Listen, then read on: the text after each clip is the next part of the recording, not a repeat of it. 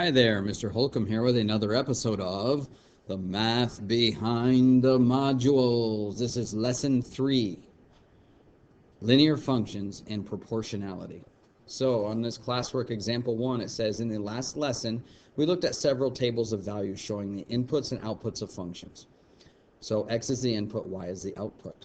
For instance, one table showed the costs of purchasing different numbers of bags of candy, and here is that table.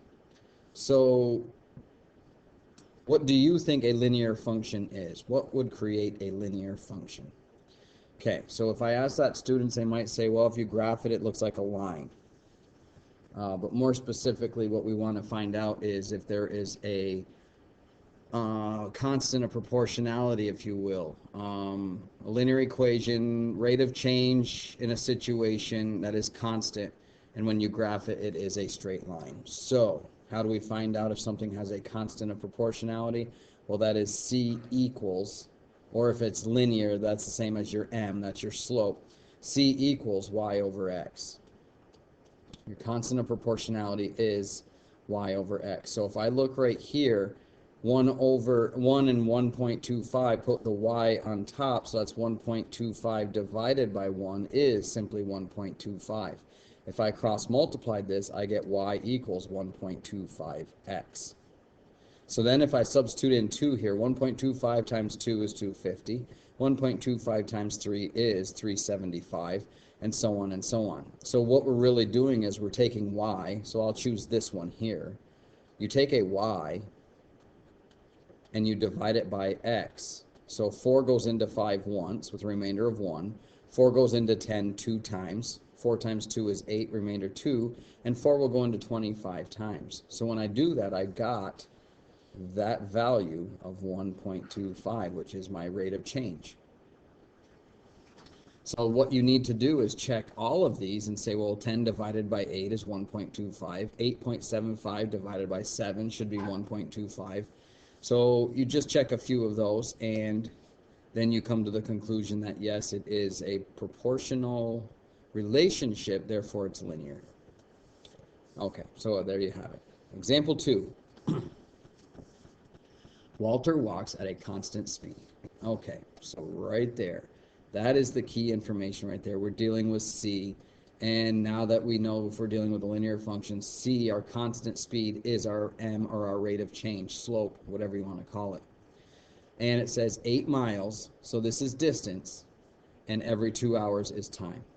So we were familiar with C equals distance divided by time. All right, so I should actually have that as a lowercase d. Describe a linear function for the number of miles he walks in x hours. What is a reasonable rate of range of x values for this function? Okay, so we want to come up with an equation, a linear function. So a linear function is y equals, and we'll get into function notation at some point, but right now we're still just going to call it y. So if I put y is equal to mx plus b, okay, that's a linear equation, y equals mx plus b, where m is my slope or my rate of change or my constant of proportionality. Then my m is d over t, and d is 8 over 2x. And I wouldn't add anything to this because if Walter doesn't walk at all, so if he walks 0 miles, then he goes, or if he walks 0 hours, then he will go 0 miles. He does not start at a certain point and say, I've already walked 2 miles. So this is my linear equation, and I can simplify that because 8 divided by 2 is 4. So the equation is y equals 4x. Okay, so then it says, what is a reasonable range of x values for this function? Well, obviously we can't go negative because there's no such thing as negative time. We can't go back in time and say, you know, how far did you walk 2 hours ago or something like that. We usually just keep time as a constant and a positive. So if he doesn't walk, you're starting at 0. If you start to walk, the timer starts ticking and you start moving. So a reasonable range for this function. What is a reasonable range of x values for this function? Well, I wouldn't want to put in anything less than 1, or less than 0, I mean. So I'd put 0, And then how far would I want that to go? What would be reasonable? How far can Walter walk? That is the question. So there's got to be a maximum as well. How far can somebody walk? Okay, so 0 to some amount. I can't say 0 to infinity because you can't just keep walking forever. So let's just say that x, and we want to use an inequality, has to be greater than, but it can also be equal to 0 if he doesn't walk at all. So any positive value could be obtained within reason for a range for values to be plugged in for x, which is actually not called range, it's domain. Anyhow, here we go, example 3. Veronica runs at a constant speed. So there we have it again. We have a constant speed c, which can be represented as slope or m, or rate of change. The distance she runs is a function of the time she spent running. So distance over time, y over x. The function has a table of values shown below.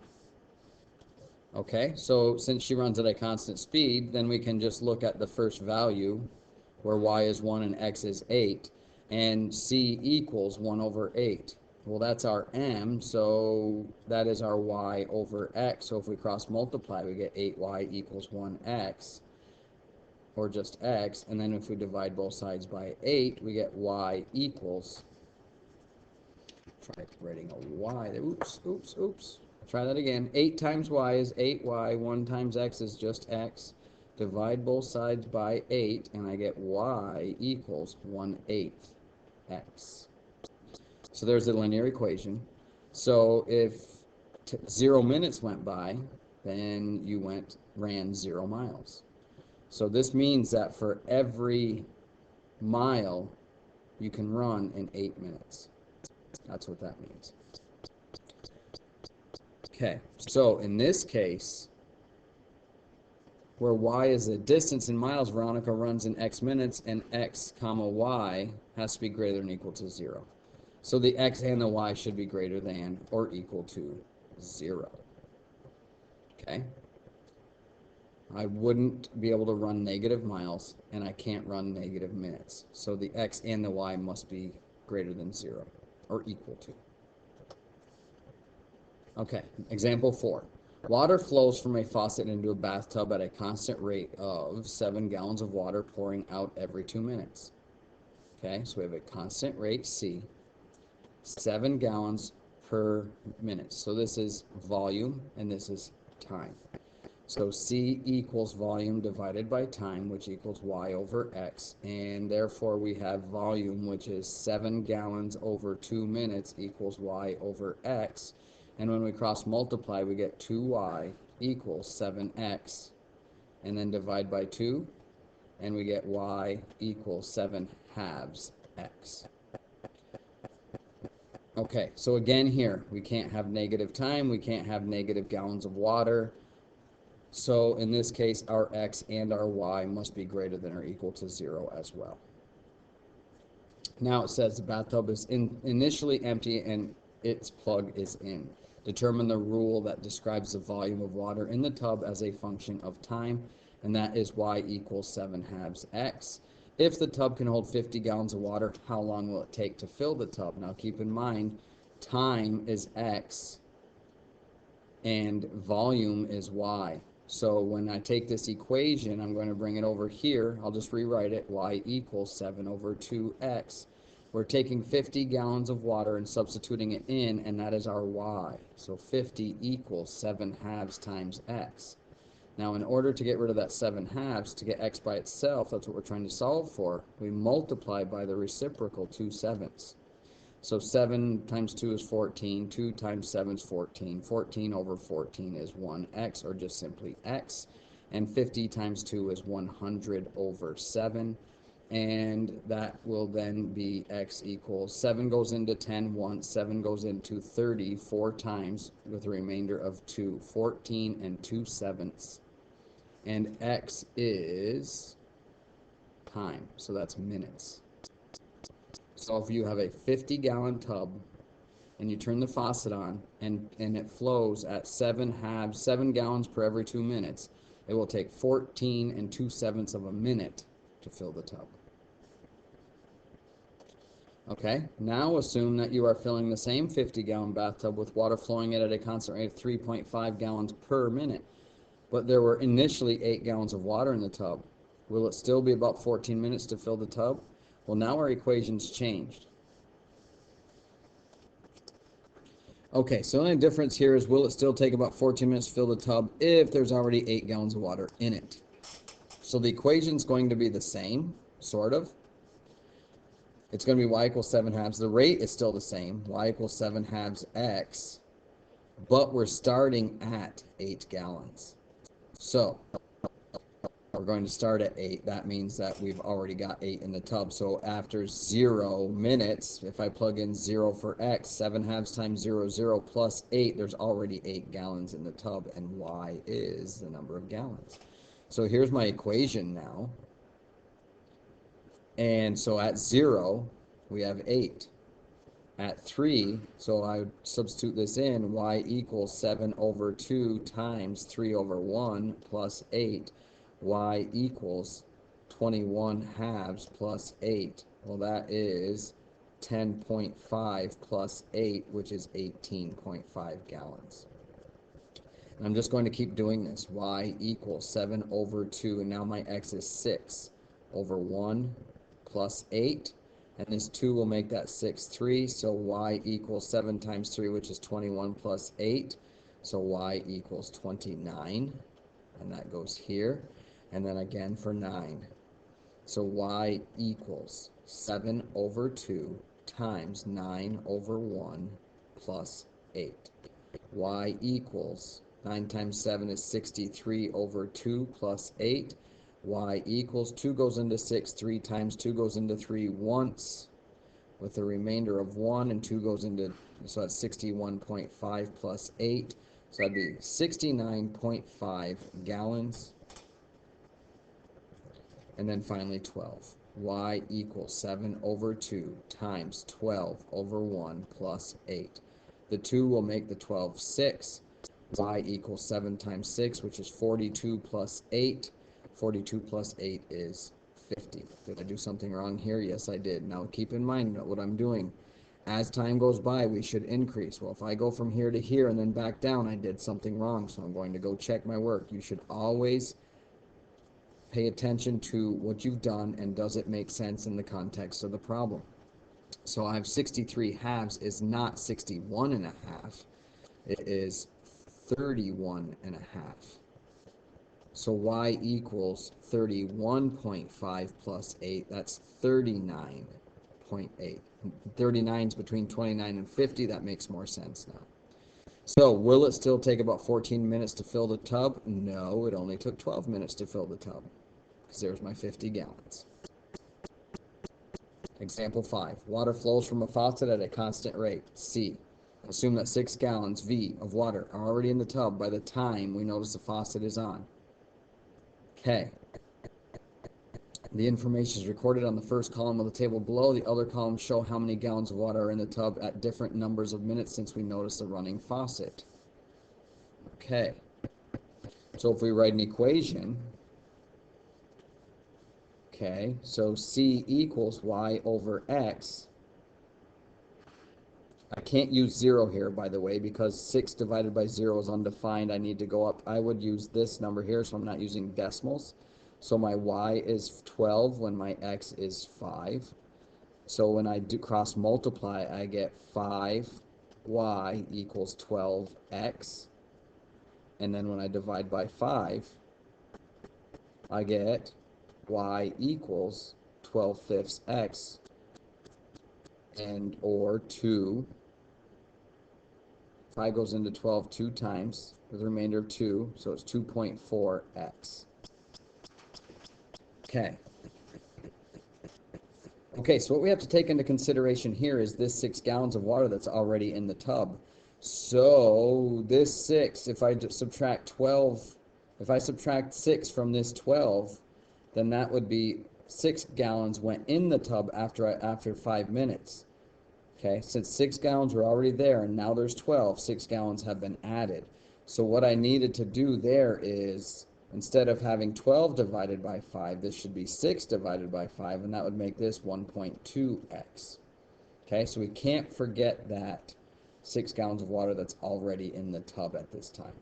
So now my equation is y equals 1.2x. So when I plug in 3 times 1.2 is, so y equals 1.2x, but don't forget to add that 6 gallons in. Now when I substitute in 3, or if I substitute in 0, 1.2 times 0 is 0 plus 6 is 6. If I substitute in my 3, I get 1.2 times 3 plus 6, which is 3.6 plus 6, which is 9.6, and so on and so on. So my equation is y equals 1.2x plus 6. Okay. B says, describe in words the function in terms of area, mode, and time. Did I skip a problem? Yes, exercises 1 through 3. Hannah claims she mows a lawn at a constant rate. The table below shows the area of a lawn she can mow over different time periods. So in 5 minutes, she can mow 36 square feet, 20 minutes, 144 square feet, 30 minutes, 216 square feet, and 50 minutes, 360 square feet. Is the data presented consistent with the claim that the area mode is a linear function of time? So in other words, is it true that C equals y over x, which is 36 over 5? And so that would mean that y times 5, or 5y, equals 36 times x. And divide by 5 both sides. And we get y equals, 5 goes into 35 9 times. Just kidding. 5 goes into 36. 7 times 5 is 35. 7 with a remainder of 1, so that's 7.2x. Okay, so now I'm going to check this. So y equals, if I plug in 50 for x, 7.2 times 50. Okay, so then what is that going to equal? Well, we have a 0. 5 times 2 is 10, carry the 1. 7 times 5 is 35, plus 1 is 36. And we have 1 decimal place, so it is 360. So is the data presented consistent with the claim the area mode is a linear function of time? I would say yes. Y equals 7/2 x. So if I check one more, y equals 7.2 times x. Now I'm checking this one. Y equals 0. 2 times 2 is 4. 7 times 2 is 14 with 1 decimal place. And sure enough, I got 144.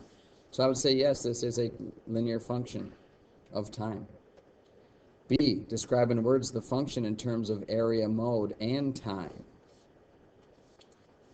Okay, so I would say total, area, mode, is a function of the number of minutes spent mowing.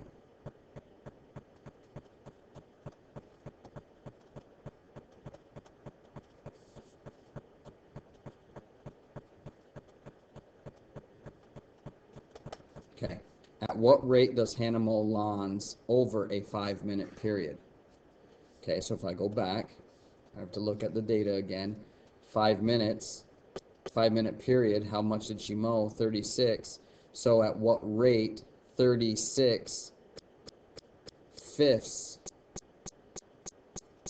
okay, which equals 7.2 when I divide. 5 goes into 36, 7.2 times. So it's 7.2 square feet per minute. At what rate does Hannah mow lawns over a 20-minute period? So now I'll go back and look at 20. And the 20 is now here. So it's 144 over 20. So I would say 144 divided by 20, which equals 7.2 square feet per minute. And at what rate does Hannah mow lawns for a 30-minute period? So I have to go back and see what my numerator is at 30. And it was 216.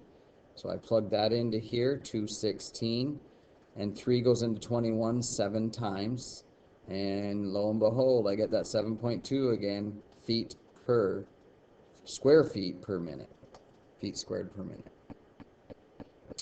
And F says, at what rate does Hannah mow lawns over a 50-minute period? Okay, well, all we're doing is continuously substituting in our x and seeing what y was. And y at 50 was 360. So I'm going to put 360 over 50. And these cancel, and 5 goes into 36. Well, that's the same as up here, which we already did it. It is 7.2 square feet per minute. Okay, write the equation that describes the area mode y in square feet as a linear function of time x in minutes. So that's y equals our rate times our time. Okay, so there it is. Describe any limitations on the possible values of x and y. Okay, x and y must be greater than or equal to 0. We can't have negative minutes. We can't have negative area. So if we don't mow the lawn, it would be equal to 0. Time is 0. Area mode would be 0.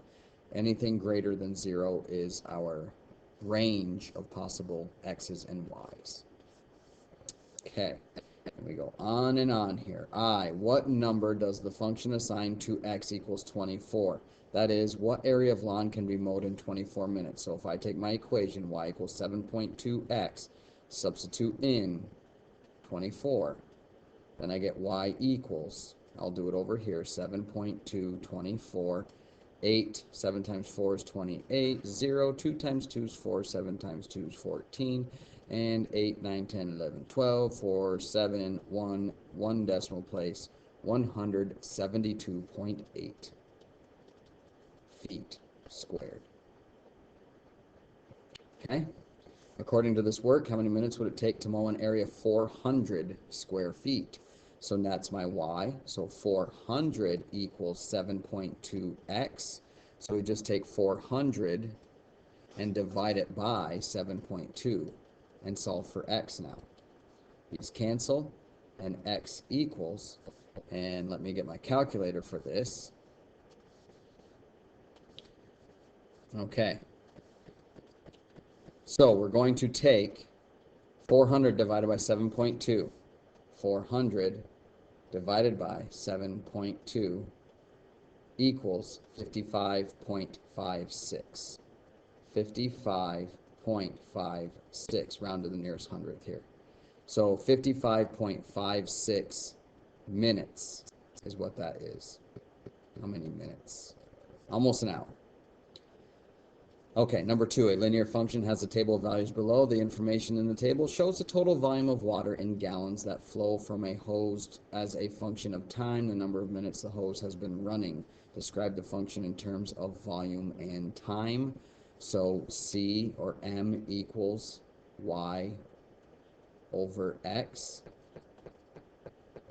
So to get my linear equation, it would be 10y equals 40x, divide by 10, divide by 10, cancel, cancel, y equals 4x. Okay.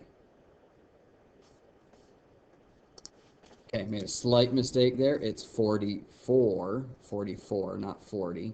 So this is 44 divided by 10, which is 4.4x. Okay, so need to be careful there, 4.4x. So 10 times 4.4 is 44, 25 times 4.4. So I'm just going to quickly check this now that we've done this. So 4.4 times 25 is 110. 4.4 times 50 is 220. And 4.4 times 70 is 308. So that checks. So that is the equation in terms of volume and time. So now it says write the rule for volume and time in gallons. Y is a linear function of time x minutes. So actually that is this down here. Should be there. Describe the function in terms of volume and time. All that is the total volume of gallons is based on how much time goes by and how fast those gallons come out of the faucet. So what you would want to say there is the total volume of water that flows from a hose is a function of the number of minutes the hose is left on. Okay, C. What number does the function assign to 250? Well, y equals 4.4 times 250. Okay, y equals, and I'm going to take that 4.4 times 250.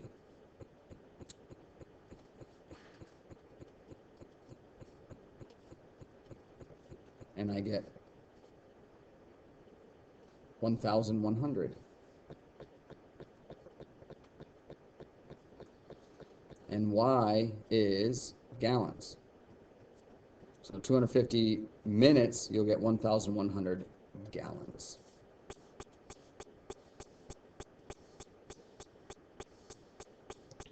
Okay, now part D says the average swimming pool holds about 17,300 gallons of water. Suppose such a pool has already been filled 1/4 of its volume. Okay, 1/4 of its volume. 1/4, 17,300. And when I do that, 4 goes into 17 4 times. 4 times 4 is 16, remainder of 1. 4 times 3 is 12, the remainder of 1. 4 goes into 10 twice, the remainder of 2, and 4 goes into 25 times. So that is 4,325. So now I take my equation, y equals 4.4x, that's how fast the water's flowing, plus 4,325, that's the amount of water we're starting with, 1/4 of the pool, and there's our equation. How many hours will it take to finish filling the pool? Okay, what we want to do now is just solve for x. So we take that 17,300, which is our initial amount, equals 4.4x plus 4,325, and we're going to subtract that 4,325 from both sides. Okay, and when I do that, I get 4.4x equals, and 17,000 minus 14 is 13, but I'm taking another, so that's going to be 12,975. Okay, and then I divide that by 4.4, divide by 4.4, these cancel, and I get x equals, and let me get my calculator for this, 12975 divided by 4.4 equals 2,948.86. 2,948.86. Okay, so that is an approximation of 2,949 minutes. Okay, approximately how many hours? This is minutes. So now I have to take that 2,949 and divide by 60, because there's 60 minutes in an hour. So now I'm going to take this number and divide by 60, and I get approximately, and I wasn't looking, here we go, 49.14 or 49 hours. Okay. Number 3, recall that a linear function can be described by the rule y equals mx plus b, where m and b are constants. A particular linear function has a table of values below. What is the equation described in the function?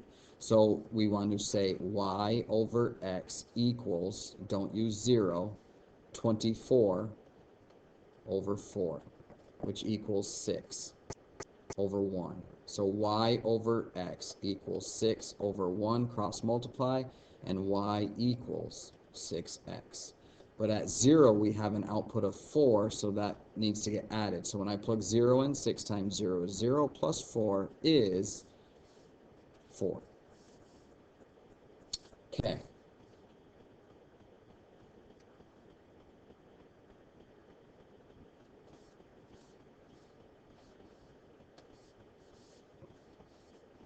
And let me see something.